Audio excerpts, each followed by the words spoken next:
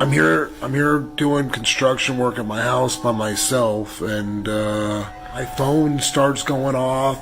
I start getting these notifications that a person's been detected in my house.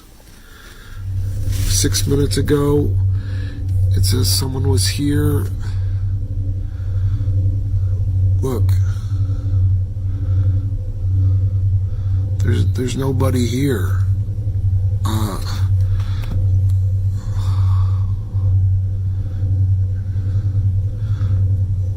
Yeah, there's no one here. I don't understand. I noticed yesterday there was people detected too, and so I checked the cameras on yesterday's video.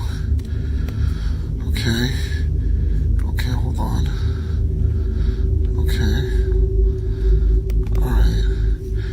Here, check this out. Look, no one. And then watch this. Look.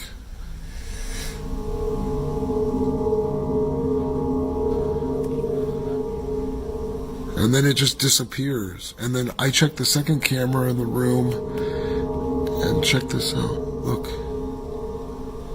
There's a shadow right there.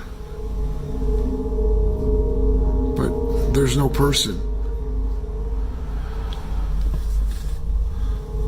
I don't know what to say.